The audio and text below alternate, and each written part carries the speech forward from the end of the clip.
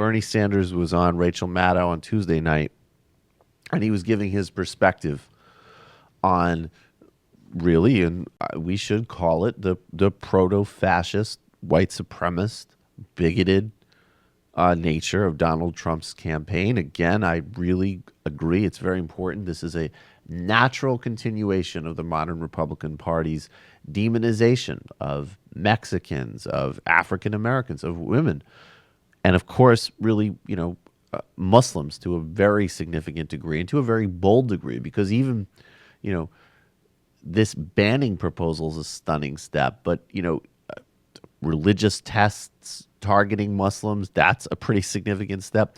Rand Paul and Ted Cruz's proposals around refugees from Syria and Iraq are stunning in terms of their humanitarian implications, their utter strategic blunder, and open bigoted attitudes towards Muslims. Donald Trump has taken it to the next level, obviously.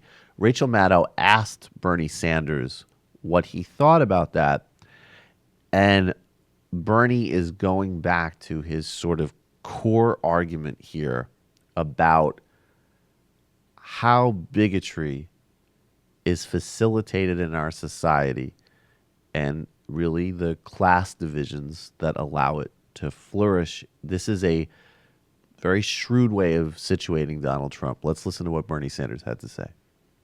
Let me give you my perspective on what's going on. It's a different perspective, I think, than other people have. I think you have an enormous amount of fear and uncertainty in this country. And it's not just from San Bernardino or from Paris. I think what you got are millions of people who are in trouble today. They really are. They're confused. They're working longer hours for low wages. They're seeing productivity going up, but their kids are worse off economically than they are. They're looking at a campaign finance system in politics, and they see corruption, big money buying elections. Nobody in Congress is listening to them. They're out there alone. Who's listening to them? They're in trouble. They need help. What's the cause of their problems? Is it Wall Street?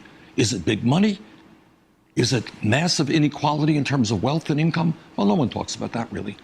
And then you have demagogues like Trump coming along. He says, I know what the cause of your problems is. Remember what a few months ago the cause was?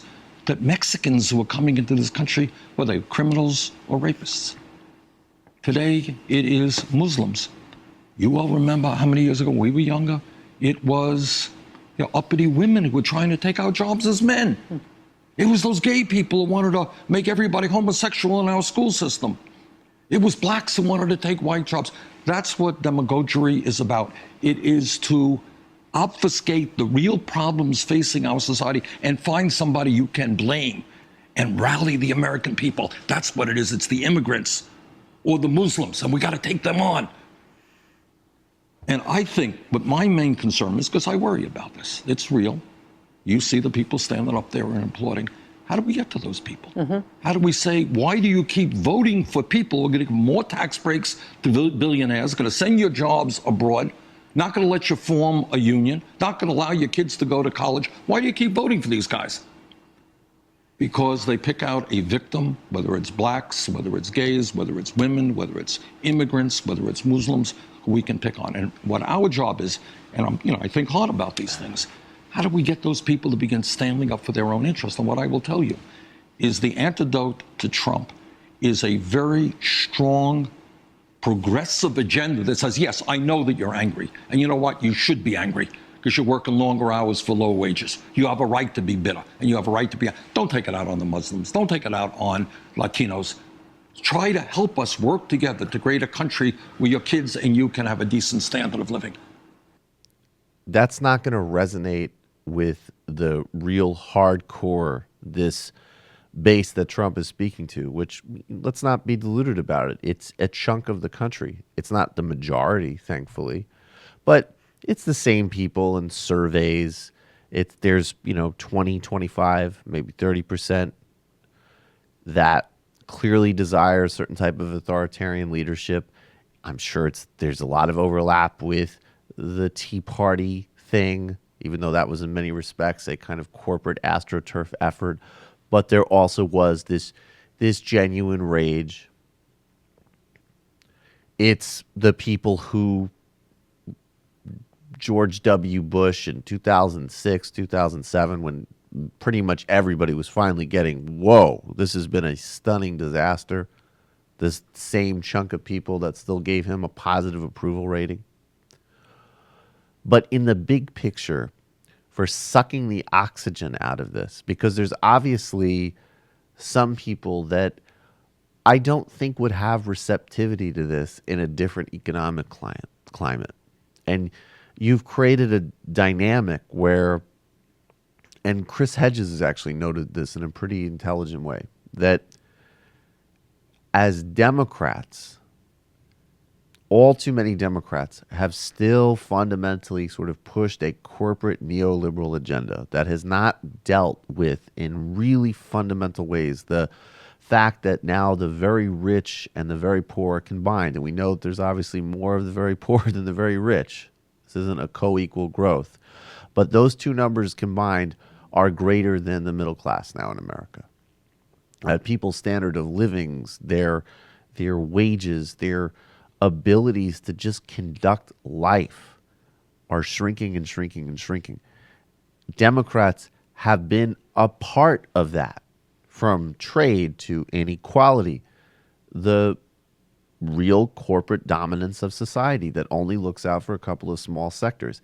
And what you have on the Democratic side, and of course, rightfully, I agree with this 100%, but you have the social liberalism and the support of gay rights and the support of transgender rights and the notion, that people should be respectful across religious differences and we should be in an open society. That's excellent.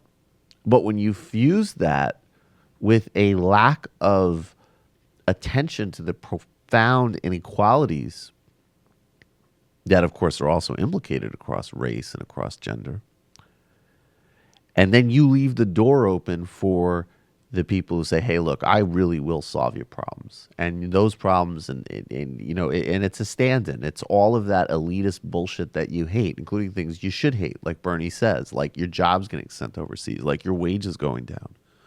But also, yeah, the Mexicans, the Muslims, the black, all of that. So I think a smart way of talking about security would be some fusion of that message that Bernie Sanders said in terms of addressing the domestic crisis that now we're having about security because of the exploitation of the demagogues in the Republican Party. Bernie's message, along with, frankly, the president's message, which has been to really say, look, don't elevate this stuff beyond what it is. It's a threat. It's grotesque. It's horrifying. We have a law enforcement aspect when it comes to domestic threats and intelligence gathering. That's an important part. And then there's a whole other strategic question about how to handle the Middle East. Frankly, those things are connected, but they're not the same track. And then being a bigoted asshole towards Muslims is domestically and culturally wrong and sick and morally disgusting, and it also undermines our security. Those are different tracks. So you need to have the sobriety of the Obama message, although obviously you need to shift policies with regards to things like drones, which Bernie has not been great on. But you need the sobriety of Obama's message with this broader argument about how the demagogues flourish. And there's a lot of truth to what he's saying, and that's the way of kind of pulling the poison out of the public discourse and the policy.